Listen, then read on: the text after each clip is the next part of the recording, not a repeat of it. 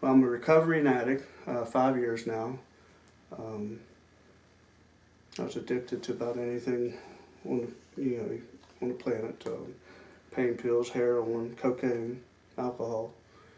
Uh, Went to prison as a result of some poor choices.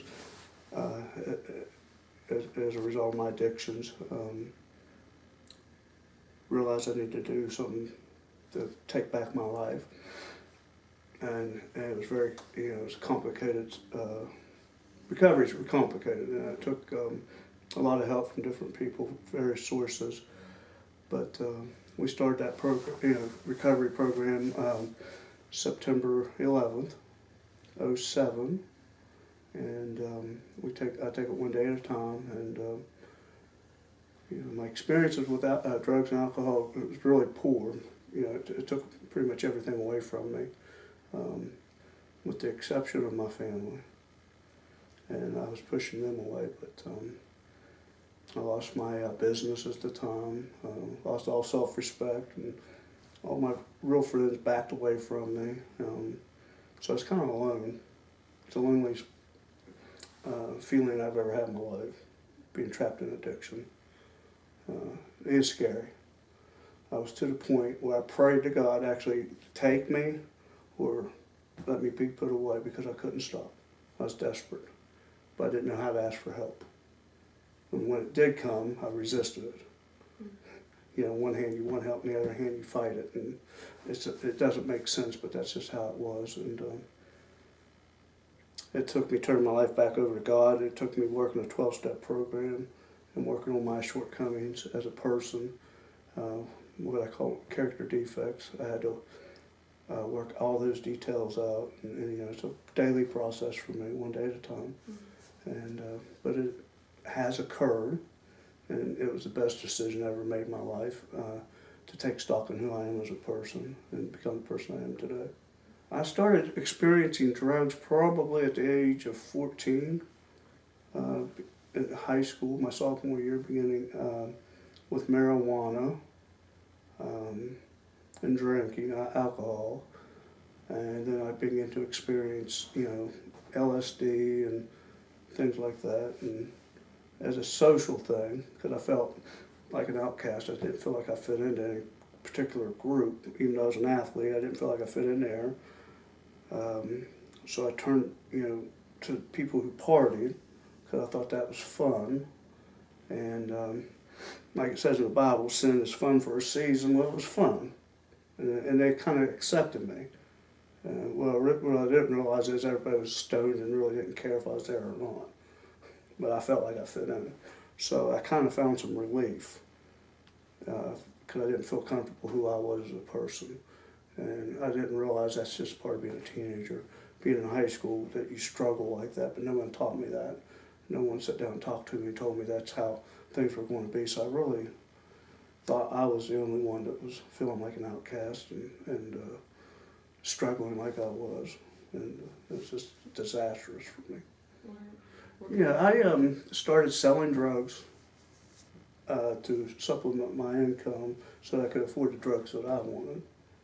And, hanging out with those various types of individuals, law breaking, people who didn't have good intentions. So the deeper I got into my addiction, the worse I became as a person. I became more callous, more angry, more hostile. And it was a conflict within me, because I care about people deeply, but on the other hand, I was being the opposite of that. And it just wasn't adding up for me. And eventually, God answered my prayers, I guess, and they had enough of a case on me to where one of the people within my circle of drug friends turned me in. He wore a wire so he could get out of trouble, which in turn got me in trouble, which set the wheels in motion for my recovery. I was very angry at this person at first, very resentful, but today I realized that I was the one doing, if I wasn't doing the bad things I was doing, there's no way he could have done what he did. So it was my fault that I got caught up in that, not his fault. I wanted to blame him, and I wanted to, you know, take care of his, business when I got out of prison. You know, I had all these crazy ideas that, you know, I was going to take revenge, but thankfully I realized that it was all me. I need to take care of me, and you know, if I wasn't behaving the way I was behaving, you know, they wouldn't put you in jail.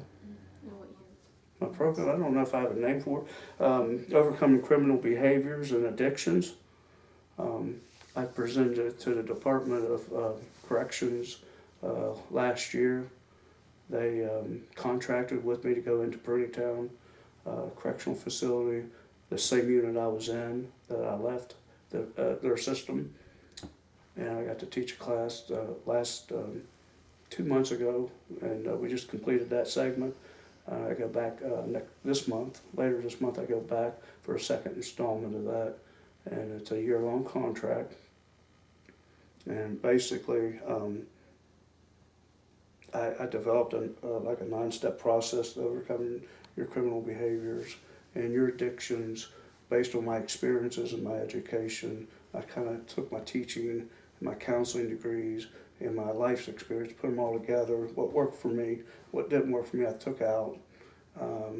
Tried to put the best of all things together, and took that approach into the prison system, because the guys that I was dealing with responded better to me being a felon, being a recovered drug addict. I'm one of them, so it kind of levels the playing field for them, eliminates the resistance they have to people who they might feel is looking down on them or judging them.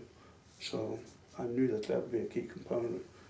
And so I could talk to them on the level that I know works for me.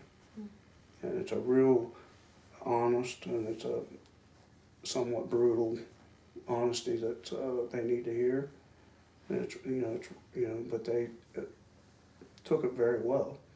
And I was very pleased with the response I got from them at the end of it, stating that they appreciated someone that was more like them. They took the class because they realized it was somebody coming back into the system to help them.